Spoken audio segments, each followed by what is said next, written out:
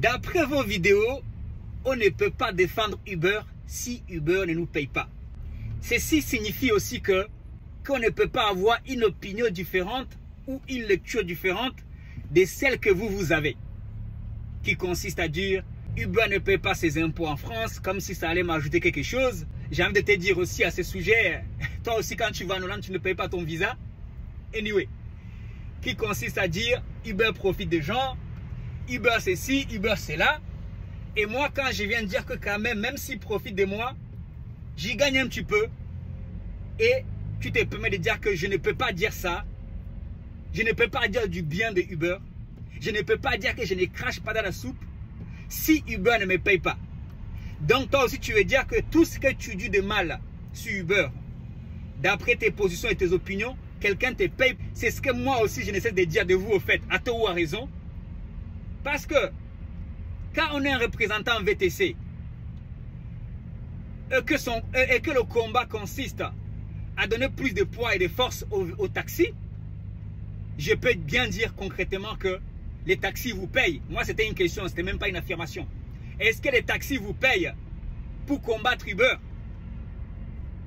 Et directement, les VTC, parce que 90% des VTC travaillent en partenariat avec Uber, d'une façon ou d'une autre. Même si c'est une course par jour qu'ils font, ils travaillent en partenariat avec Uber. Je dirais même 99% des VTC aujourd'hui ont commencé leur activité en travaillant avec Uber et se sont développés en prenant même, en volant même les clients. Moi le premier, en prenant les clients de Uber.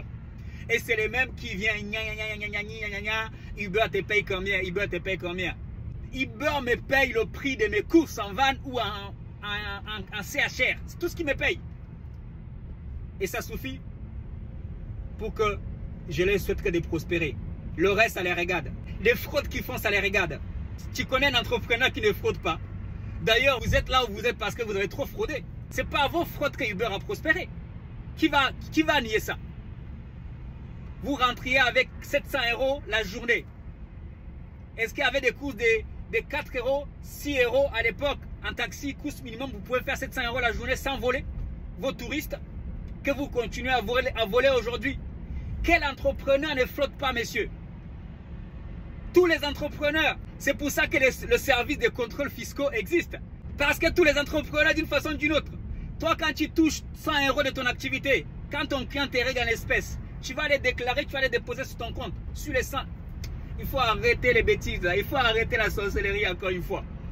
Uber te paye combien?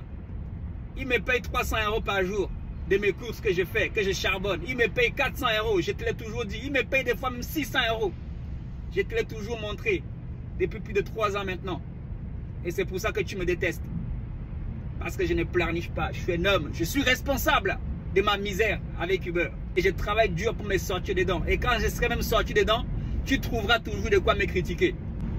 Uber te paye combien? Va te faire avoir ailleurs si je suis. Pas la maman. Sinon, peace yo. God bless.